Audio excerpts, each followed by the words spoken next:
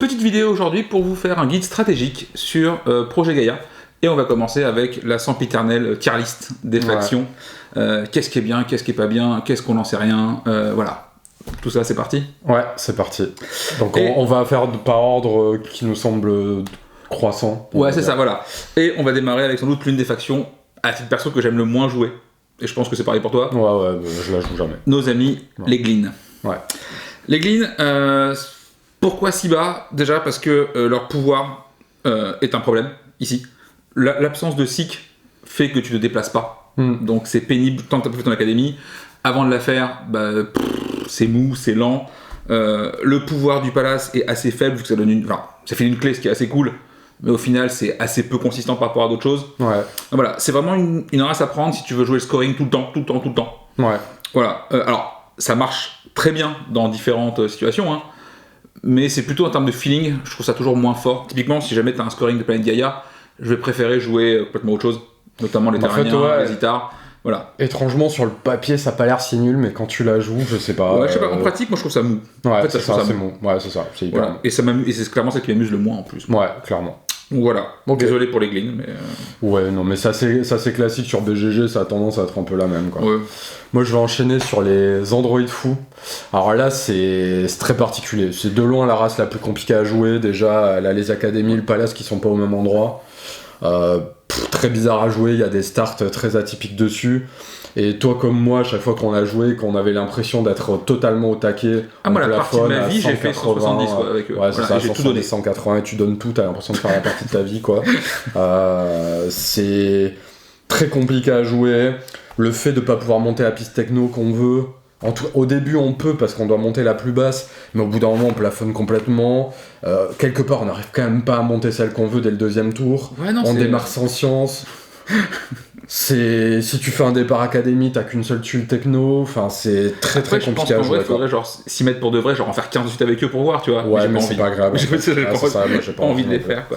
Clairement, et pourtant on a plus de 100 parties tous les deux sur le jeu, et moi j'ai dû jouer 3 fois ça. Je dois être 2. D'accord, voilà.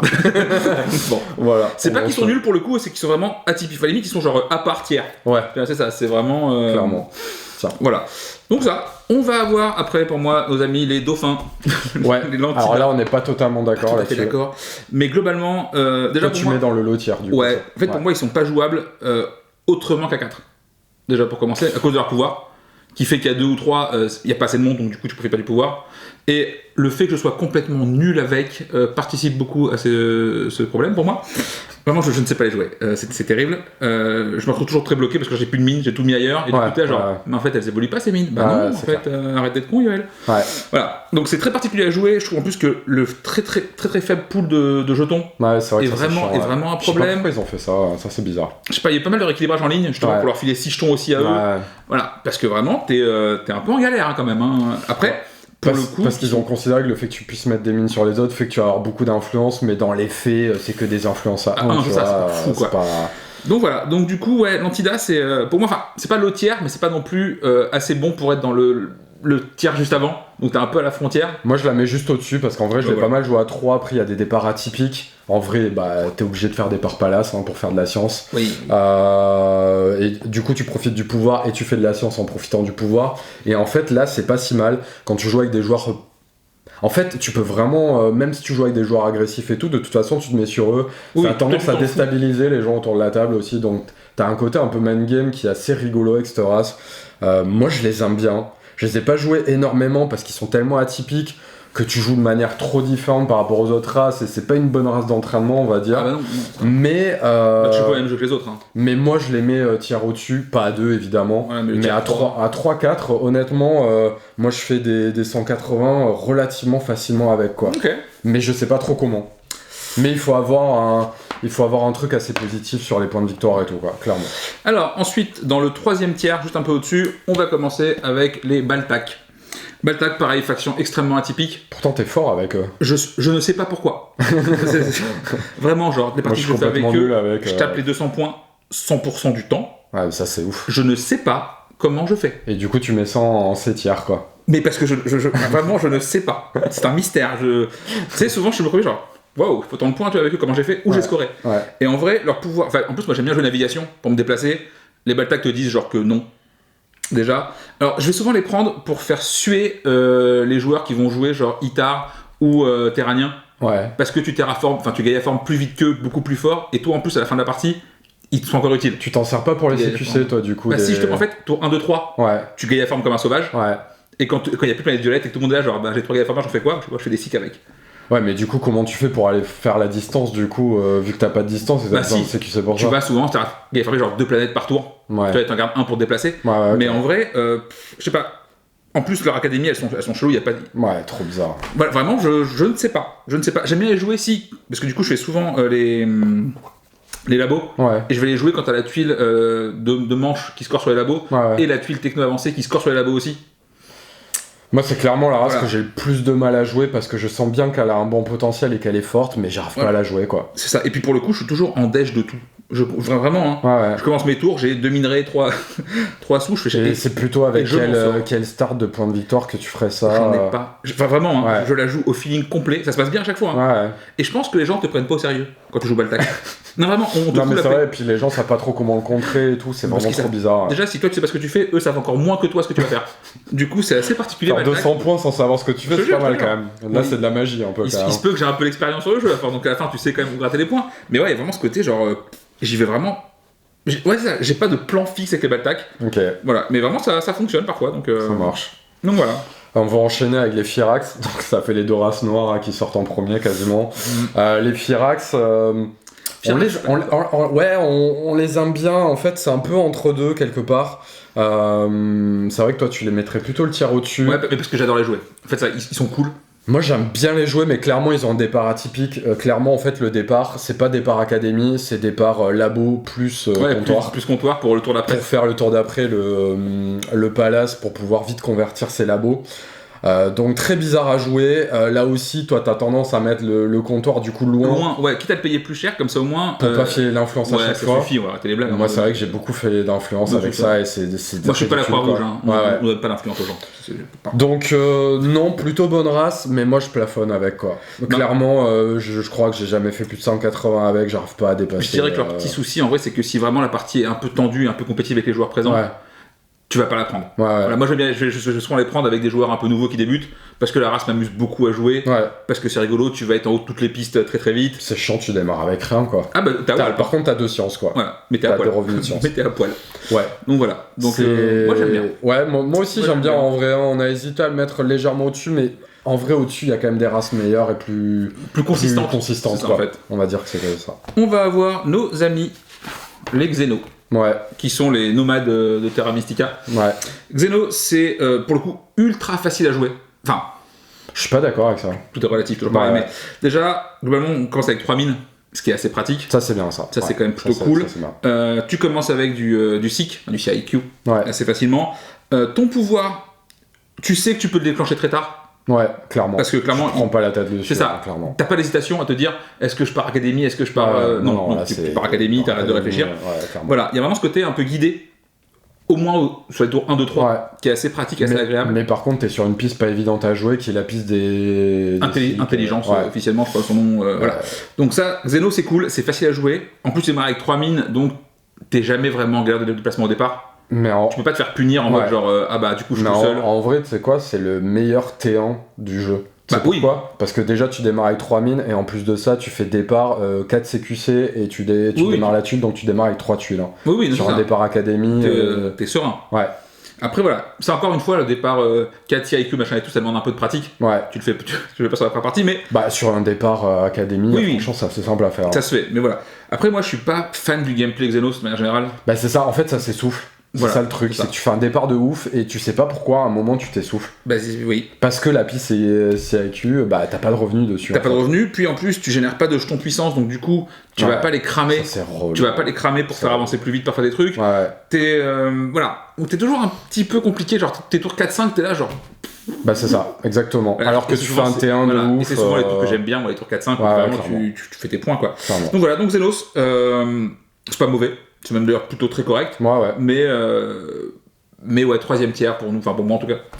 Ouais, bah moi aussi Voilà. parce que ça manque de souffle sur les derniers tours, mais franchement les T1 sont très sympas. Oui, voilà, c'est rigolo. T1 avec 3 tulles techno, académie de mine, t'es là, tu t'éclates tout le monde, hein, franchement. Ouais, en tant que tel, il est impressionnant, mais ça c'est... Voilà.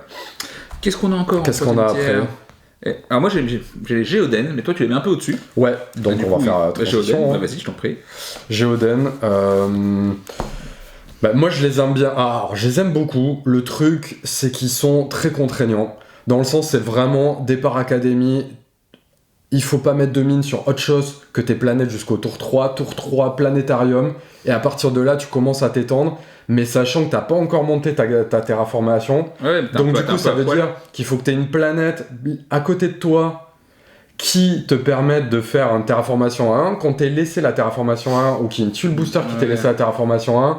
Donc c'est vraiment très contraignant. Mais par contre, une fois qu'au tour 3 c'est lancé et que t'as tes 3 de science, genre sur une planète verte et sur une planète à côté, là t'es bien. Là t'es bien et moi je pars sur 200 points à chaque fois quasiment. Bah moi pour le coup je trouve que soit ils sont genre trash tier parce que le setup est genre pas bon ou trop agressif pour eux, ou god tier si le setup est genre téléguidé. Tu vois, moi je sais que genre... Le setup et les adversaires qui viennent pas te pourrir tes planètes adjacentes en terraformation. Tu vas avoir du rouge ou du jaune à table. Ouais.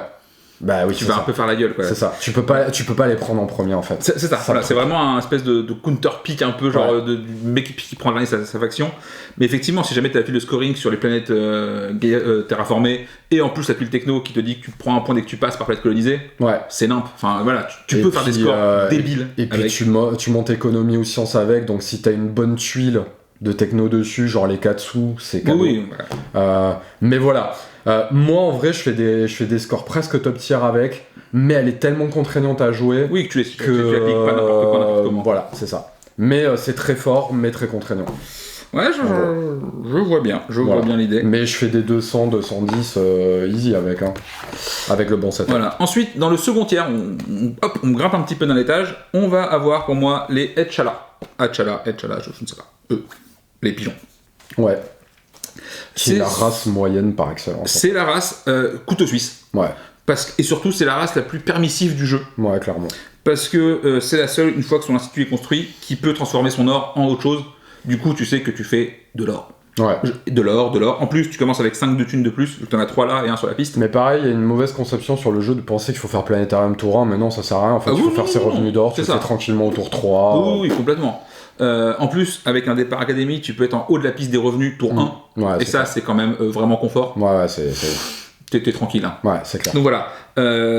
C'est souple parce qu'effectivement, dans plein de parties, quand t'as trop de thunes, et ben voilà, t'es bien, t'es content, mais t'en fais rien. Et t'as envie d'aller prendre les 4 d'argent. C'est ça, techno, voilà. Clairement, là, du coup, c'est assez guidé. Il te manque un coup, un minerai, tu peux compenser. Il te manque un cycle, tu peux compenser. C'est cool. Voilà, c'est vraiment. très permissif, quoi. C'est ça. En plus, c'est agréable à jouer. Ouais. Son principal défaut pour moi, c'est que au dos, il y a les seins qui est top tier et que du coup t'as tendance à... Et puis je sais pas, ça plafonne un peu aussi, pareil, c'est dur d'aller... moi j'ai jamais tapé les 200 avec, après je sais pas énormément joué. Alors moi je les ai pas mal joué, ouais. Alors tu scores pas forcément 200, mais par contre tu fais genre du 180... Oui, de manière consistante. Voilà, en fait, genre tu sais que tu passes 180 points, c'est très consistant. Quand tu connais le jeu, machin, tu fais tes points. Clairement c'est la meilleure race pour débuter en fait. Ah oui, voilà, c'est ça, c'est permissif, c'est agréable. En plus, c'est assez agréable à jouer. Ouais, ce côté, t'es jamais bloqué vraiment, c'est très cool. Donc voilà. Mais quand t'es joueur expérimenté, t'as tendance à plus trop la jouer en vrai. Ça. Le problème vient là. Même le reste, t'as envie de jouer des trucs un peu plus sympas à jouer, quoi. Un peu plus agressif, quoi. Parce que pour le coup, elle a rien de sexy. C'est ça, vraiment, elle est pas sexy, quoi. Elle a pas de trucs cool à elle. Ok. Donc voilà, pour les Etchala. Moi, je vais parler des Terrans. Pareil, pour moi, c'est une race moyenne, absolument moyenne. Ça fait tout un peu. Très consistant. Tu peux faire... Alors là, c'est très dur de savoir si c'est Planétarium ou Académie le meilleur. Les deux marchent. C'est très permissif là aussi, quel que soit le type de départ que tu fais, ça va marcher. Tu vas récupérer plein de ressources un peu tout le temps. C'est ça, c'est qu'en fait, si tu fais un départ Planétarium, tu peux convertir des trucs en d'autres ressources, donc pareil, très flexible. Mais pareil, pour moi, ça plafonne un peu. Après, tu peux arriver à faire des meilleurs scores quand même. Après, sur les meilleurs scores ever avec eux, quoi. C'est vrai, parce que Planète Verte. 239, quoi. Un truc comme ça, genre débile. Parce que t'as eu plein de scoring sur les planètes vertes. Comme il faut. En fait, voilà, ça se joue très bien avec les planètes vertes. Ça Gaïa forme les planètes violettes. Oui. C'est la race qui le fait le mieux. Et si tu joues avec notamment avec des joueurs pas très forts, ils vont pas te bloquer les planètes violettes. Et là, par exemple, à 3, c'est la teuf à la saucisse, quoi. Yep. ton implantation. À noter aussi que c'est une excellente race pour découvrir la mécanique de Gaia Formation. Ouais, clairement. Parce qu'en fait, souvent, les nouveaux joueurs ne vont pas sur cette piste-là. Ouais. Bah, les terrains ne te laissent pas trop le choix. Et puis même, il y a des races qui vont pas le jouer de toute façon, oui, c'est même ça. si t'es bon joueur. Mais en plus, voilà, les terrains te disent t'as pas le choix, faut y aller. Ouais. Donc, moi d'ailleurs, j'ai commencé à Gaia Former en les jouant la première fois. Je fais, finalement, c'est plutôt cool, tu vois. Et puis, c'est simple à jouer, du coup. Mais voilà, quand t'as des bons scoring sur les planètes vertes, que tu prends la tuile techno qui te fait scorer en plus sur les planètes vertes, qui a un scoring de fin dessus aussi. Là, tu peux aller taper des high scores. Voilà, mais. Et t'as une très bonne implantation de mine, genre tour 3. Oui, t'as 4-5, t'as facilement 5-6 mines sur le terrain, ouais. Voilà, donc ça, pareil, avec les Hatchala, c'est un truc pour débuter qui est nickel. Mais c'est un peu meilleur en termes de potentiel de scoring. Oui. Voilà. Après, tu peux te foirer. Ouais. Ce qui est moins vrai avec les Hatchala, je trouve. Tu vas te foirer, tu vas faire 150 points, quoi, mais voilà. Certes. Ensuite, on va avoir, une couleur qu'on n'a pas encore vue pour l'instant. Ouais. Les Nevla. La couleur top tier, avec les marrons. Voilà. Parce que, pour le coup, Nevla, on est un peu justement à la frontière. Ouais. Parce que ça peut être excessivement fort si jamais les joueurs autour de toi te filent de la puissance. Mais en vrai, c'est quand même moins fort que le Verseau, étrangement. Alors que ça a l'air ultra fort. Sur les premières parties, on a vraiment l'impression que c'est la meilleure race. C'est ça, en fait, voilà, parce que du coup, effectivement, pouvoir consommer 1 de puissance pour 2, c'est Noël. C'est un peu Clown Fiesta, c'est... Et puis Départ Academy est ouf aussi. Oui, voilà. Après, à l'usage, cette absence de science sur les labos est vraiment pénible. Ouais, ça te fait un peu plafonner, pareil, sur les tours 4-5. C'est ça, et puis tu perds beaucoup... En fait, t'as tendance à prendre toutes les charges de puissance qu'on te file, qui te coûtent au final un paquet de points. Donc c'est assez délicat à jouer. Après, faut voir que genre, c'est une race qui a une économie un peu genre souterraine, dans le sens où tu vas pouvoir récupérer de la thune et des minerais sans passer par le jeu. Uniquement avec des champs de puissance que tu vas défausser, vu qu'en fait, en plus, tu peux les... Ils sont genre sécables. Quand tu fais tout, genre en gros, pour 2 champs de puissance, t'as fait 4. Tu peux faire un minerai et une thune. Et puis le problème, c'est que leur pouvoir planétarium est un peu en contradiction avec leur pouvoir de base, qu'en fait, tu génères strictement le même nombre de sciences, quoi, tu vois. Oui, mais donc, du coup, quand il t'en faut 15, c'est pratique. Oui, non, mais en fait, c'est très pratique, très versatile, pareil, une très bonne race débutant. Mais clairement, dans les races débutants, si tu connais pas le jeu et tout, clairement, c'est Nevla qui va gagner à chaque fois. Oui, mais c'est aussi peut-être qu'il demande le plus d'efforts. Pour la première. Mais par contre, plus tu deviens expérimenté, moins c'est fort en fait. Et puis Nevla a le même problème que Etchala. Hein. C'est Kodo, c'est genre God tier. Hein. Attends, voilà. Finissons on va y dire, mais voilà. Donc on arrive au tiers marron, donc pareil, voilà. Je ne peux pas être d'accord. Ceci est la meilleure race du jeu. Voilà. C'est vrai, Taclon, toi tu. Moi, Taclon, c'est mon pic par défaut. Genre, peu importe. Quand je sais pas quoi prendre, je prends Taclon. Ok. Ça se passe bien. Alors moi, je joue beaucoup à 3 et 2, et c'est clair, à 2, c'est pas fort. Et à 2. Même à 2, j'en ai un carré, je les pique. Moi. Après, j'ai sur mes 150 parties cette année, j'en ai avoir 70 avec eux. Quoi. Non, mais c'est bien, mais ils ont des pouvoirs planétarium les moins forts du jeu quand même. Oui. Limite, c'est une race avec laquelle tu fais jamais le planétarium. Si, moi je le fais pour les alliances. Ça peut... Non, mais ça peut être intéressant, mais c'est clairement le planétarium le moins fort du jeu. Mais voilà, clairement, son petit pion à 3, c'est cadeau, c'est Noël. Tu peux, alors c'est une des races où tu fais, c'est ce que tu fais le plus, c'est griller des jetons en fait, 2 ça, pour les faire passer en 3. Moi, il est pas rare que genre tour 2, il me reste que 2 choix dans mon truc. Et en gros, en fait, et le truc pour jouer les taclons correctement, c'est déjà la règle de base, c'est il faut jamais que il y en a plusieurs, il faut jamais que votre pépite reste dans le bol 3 à la fin du tour. Genre ça c'est interdit par la loi, ça n'arrive pas. Deuxième conseil, c'est il faut pas que votre pépite reste dans le bol 3 à la fin du tour. Genre jamais. Et le troisième, pareil. Voilà. D'accord, ok, super. Je croyais que t'allais dire des trucs intéressants, mais en fait pas du tout. Donc à part les évidences... Tu rigoles. En fait, il faut constamment turbo-booster votre truc, récupérer à chaque fois un minerai ou 3 thunes, même si jamais votre action c'est autre chose. Ouais, clairement. En fait, c'est ultra fort. En fait, il faut quasiment négliger cette piste-là. Ouais, c'est pas faux. À part si ça tombe au bon moment et que t'as les 4. Voilà, ou alors parce que t'as prévu de faire bloquer aussi. Voilà, de faire suer quelqu'un, ça ok. T'as un Etchala à la table, tu lui prends la thune, tu lui fais un petit bisou à côté, voilà. Mais sinon, t'as tendance à ne pas y aller pour faire en même temps autre chose en plus de la thune que tu vas prendre ou des minerais. Et du coup, pareil, là aussi, t'as aussi une espèce de grosse économie sous-marine que tu vois pas. Mais moi, j'ai toujours un poil plafonné, puis encore une fois, ma race préférée elle est de l'autre côté, donc j'ai pas vraiment raison à la prendre. Mais c'est bien, c'est très bien, en débutant c'est très bien, en partie à 4 débutants, tu vas rouler sur le jeu, c'est même au-dessus de Nevla, à 4 pour moi. En fait, c'est plus fort. Parce que tu peux booster tes charges assez facilement. Mais surtout en 4 en débutant, tu vois. Un expert, plein de gens le jouent. En fait, surtout, ça force le jeu adverse à jouer différemment. parce que tu veux pas lui filer de charge. Donc t'es là, t'es obligé de. Les gens vont souvent payer leur comptoir plus cher pour pas te donner de charge. Ça fait chier de faire des trucs sous-optimal quand même. Voilà, c'est ça. En fait, si les gens jouent, entre guillemets, l'espèce de côté un peu semi-coop, t'as qu'on roule sur le monde. Tu vois, donc faut vraiment les priver. Je sais pas, étrangement, même en filant de l'influence partout, je trouve que quand même que les top tiers sont top tiers. C'est pas pour rien qu'on l'a pas mis top tiers. Pour moi, c'est pas top tiers. C'est A. C'est A+++. Toi, pour toi, c'est top tier. Ouais, pour moi, ça fait partie. Après, moi, je joue moins en basse. Donc voilà, c'est ça aussi. Ok. Et on arrive du coup. Passons au top tier. Donc, parle des Itar d'abord. Bon, les Wookiees de l'espace. Hein. Nos amis Itar, qui, pour moi, c'est même limite au-dessus de top tier. Pour moi, c'est la race la plus forte du jeu. Pour toi, c'est la race la plus forte du jeu. Pour moi, ils ont le pouvoir le plus fort du jeu. Pour moi, c'est la deuxième race. Le pouvoir le plus fort du jeu est là. Et puis, ils ont la meilleure académie aussi. Pourquoi leur académie vaut 3 points? On ne sait pas. C'est gratos. Mais départ académie, c'est obligatoire. Pourquoi ils démarrent avec 5 minerais? Ouais, c'est pas. On sait pas. C'est clair, vraiment. Oublié, je sais pas. Peut-être que le designer. Pour faire le meilleur départ académie possible sans avoir besoin de trop de. C'est ça. De personnes en fait. Tu fais ta vie. Je pense que le designer est fan d'Ewok et du coup voilà. Il a dit c'est comme ça, c'est moi qui décide. Non, c'est fort. Donc voilà. Leur pouvoir ici est ok, mais c'est accessoire final parce que souvent tu vas Gaïa former, donc les jetons vont arriver par là plutôt qu'avec le pouvoir. Ouais. Et alors après. Mais en vrai, c'est pas mal au tour 1. Hein. Oui, au tour 1, c'est vraiment pratique. Pas mal pour aller chercher les 2 minerais. Justement, pour encore plus faire facilement l'académie. C'est ça. Contrairement à ce que pas mal de gens pensent, ils sont durs à optimiser. Ouais, clairement. Parce que tu vas cramer un nombre de jetons dans la partie. Il faut très bien calculer ça. C'est une race qui est très forte. On n'a pas dit d'ailleurs avec les Terrans et cette race, quand il y a le booster qui fait gagner des jetons, c'est génial.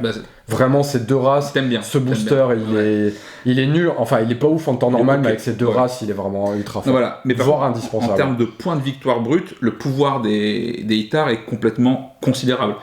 En plus, t'as pas mal de tricks avec où tu vas pouvoir même carrément choper des tuiles techno avancées en grillant la priorité aux gens. Parce que toi, tu vas les prendre en début de tour alors qu'ils finissent leur tour et penser à la prendre en première action. Clairement. Et tu vas pouvoir griller des montées comme ça aussi scandaleuses. Mais ça a même le problème un peu inverse qu'au bout d'un moment, t'as tellement toutes les tuiles techno que tu sais plus quoi prendre. C'est d'ailleurs pour ça qu'avec eux, on débarque pas du tout sur le pays. Parce qu'en fait, déjà en le faisant tour 3, tu vas récupérer toutes les tuiles. Ouais, c'est clair. Et tu vas même tendance à plus trop savoir quoi faire au dernier tour. À la fin, Donc du coup, ils sont vraiment cool. Ils sont durs à jouer éventuellement s'il y a trop de Terrans ou de Baltac. Parce que du coup, t'aimes bien les planètes violettes quand même.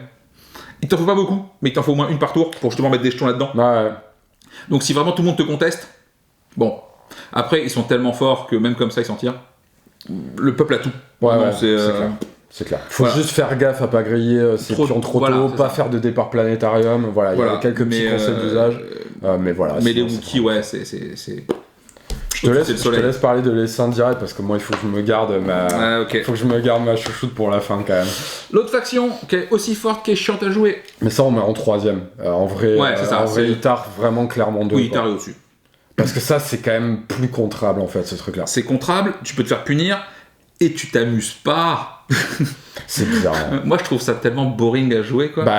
Jean-Charles c'est la race qui joue le plus parce qu'il sait pas trop jouer au jeu. Mais du coup ça c'est... Non mais vraiment je te jure. À un moment je lui ai dit arrête de jouer ça, c'est insupportable. Il faut que tu apprennes à jouer au jeu. Déjà tu joues un jeu différent des autres. Tu joues un jeu différent en fait. C'est vraiment fort pour le coup parce que il y a des départs incroyables, notamment sur le secteur 7 dans le jeu où tu fais ton petit piou-piou aux premières actions, tu chopes des planètes vertes. C'est totalement gratuit. Démarrer avec son planétarium, c'est insane. C'est fort. Après, t'as souvent un T1 qui va être assez calme parce que du coup, t'as pas tes mines de départ. Donc. Justement, le but c'est de mettre des mines au départ, un petit labo. Il faut spray de mines. T'as souvent, du coup, pas de minerais en revenu au premier tour. Donc voilà, il te manque un peu ça. Mais tu chopes les 2 minerais direct, tu dénailles tout le monde. Mais parce que du coup, t'as déjà tes charges. Pour peu qu'il y ait la tuile qui fasse 4 charges et 4 points par gros bâtiment au T1. Insupportable. C'est gratuit. Tu démarres avec un cycle de plus que tout le monde. Tu dis c'est pas fun pour toi, mais c'est pas fun pour les autres aussi. C'est insupportable à jouer contre un. En fait, il y a un côté un peu rouleau compresseur. Et en fait, déjà pareil, c'est la seule truc qui peut faire une alliance T1 dans le plus grand des calmes. C'est clair. Du coup, tu prends tes 7 points de minerais. Tu vois, ça tour 1, pour peu qu'elle ait 3-6, ce qui est possible, elle peut la refaire dans le même tour ou au pire tour 2. En fait, voilà, c'est une race qui va scorer énormément de points pendant la partie. Alors peut-être un peu moins en fin de partie, sur les scoring finaux d'ailleurs, pardon. Le français, excusez-moi. Moi, je crois que j'ai fait mon deuxième meilleur score avec ça. J'ai fait 230. Mais il y a un côté vraiment genre rouleau compresseur. Et vraiment, du coup, ils sont littéralement oppressants à affronter. En revanche, si les 3 joueurs en face décident qu'ils vont pourrir la partie, Ça va être une longue. Bah, à 4, c'est moins fort. Moi, j'ai joué à 2 et 3 surtout. À 2, il y a eu il y a eu une espèce d'errata un ouais, peu semi-officiel. Okay. En mode, genre, tu commences pas avec ton SIC. Ah ouais. Ouais. Déjà ça, et tu te places pas après le mec. Ah ouais. On place normalement. Voilà, parce que bon, vraiment ouais, mais là, ça devient chaud, là, quand même, du coup, quoi. Oui, voilà, mais au moins, ça commence que vraiment à 2, c'est beaucoup trop fort, en fait. À 2, t'es beaucoup trop libre. Ouais, c'est clair. Donc, voilà. Et pour moi, meilleure race du jeu, en basse. Alors, c'est bizarre, parce que, pareil, instinctivement, c'est pas celle qu'on penserait. Moi, j'aurais pensé que c'était plutôt les Itars, du coup. Et en fait, à l'usage... Bah, en basse, c'est fort. J'ai fait des 230 plusieurs fois avec. Ouais, c'est... presque sans m'en rendre compte. Alors, ce qui paie pas de mine, c'est que ça fait monter la distance tour 1. Donc, on démarre avec 2 SIC. Le truc, c'est qu'en fait, on peut arriver à 2 vite. Et si t'as un setup où il y a beaucoup de planètes facilement accessibles à 2 de distance, genre des planètes vertes, bah tu fais un spread mine. Pareil, ça peut être assez atypique, tu peux faire un départ académie, tu peux faire un départ spread mine. Les départs spread mine, c'est clairement la race avec laquelle ça marche le mieux. Tu démarres en plus avec 2 minerais. Pareil, pourquoi, voilà. Mais du coup, voilà. Tour 2, tu peux vraiment te retrouver avec cette 2 prod de minerais, quoi. Oui, et après et en plus avoir une domination sur le plateau très significative. Après, moi, ce que j'aime bien, c'est leur pouvoir. Au début, il a l'air un peu gadget. Leur pouvoir académie, tu veux dire. Ouais. Il a l'air assez gadget. Enfin, planétaire. Et en vrai, il est fou. En vrai, tu vas pouvoir gratter des alliances dans tous les sens. Avec cette race, il faut faire 4 alliances, absolument. Bah, en fait, souvent, c'est 3 avec The Pup et 4 quand ça va bien. Ouais, quand ça va très très bien. Voilà, les en basse, c'est 4. Et 5 quand ça se passe très bien. Mais quand t'en fais 5, t'es vraiment content, genre t'es là, genre. Ouais, mais moi j'en fais 5 avec scoring d'alliance dernier tour, donc tu t'en gardes 3 pour la fin, tu montes sur la terraformation. J'entends bien. C'est ridicule, hein. Voilà, quand ça se passe bien, ça se passe très très très bien. Ça. Moi je les joue moins parce que j'aime jouer Taclon, c'est la race qui m'éclate le plus. Mais effectivement, si le but c'est de marquer des points. Et en vrai, même en débutant, ça se joue. Le pouvoir institut va être délicat à jouer, mais le fait de démarrer du minerai en plus, la distance, de toute façon, toutes les races doivent monter la distance dans le jeu, sauf les saints. Ouais. Donc en vrai, ça paraît pas ouf, mais en vrai, si. T'es obligé de monter la distance. Oui. Donc du coup, en fait, tu prends de l'avance, mine de rien, sur l'adversaire et sur ton développement sur le plateau. Et moi, mon ex l'a joué pas mal, cette race, et se développer, et en vrai, ça me cassait vraiment les couilles, quoi. C'est vraiment très relou la vitesse à laquelle ils peuvent se propager, quoi. Oui, complètement. Donc moi j'adore. Mais j'ai fait mon meilleur score avec. J'ai fait 200. En basse et Saint Itar dans le haut du panier. Et j'ai fait du 200 régulièrement. Du 200 c'est consistant. Régulièrement. C'est très consistant. C'est pour ça que moi je la mets en 1 en fait. Parce qu'elle est consistante dans les scores. Ouais, je comprends. Tu vois. Ouais, je comprends bien ça. Voilà. Donc vous, on sait pas ce que vous préférez jouer. N'hésitez pas à nous le dire en commentaire. Ouais, carrément. Si ça vous a plu, abonnez-vous. Pour une fois que bien sûr. Et on va enchaîner sur d'autres tutos, départ spread mine, départ académie, tier list des technos et comment on les joue. Donc voilà. N'hésitez pas à rester là. Une petite playlist, voilà. Et puis on fait des bisous. Carrément. Ciao. Ciao.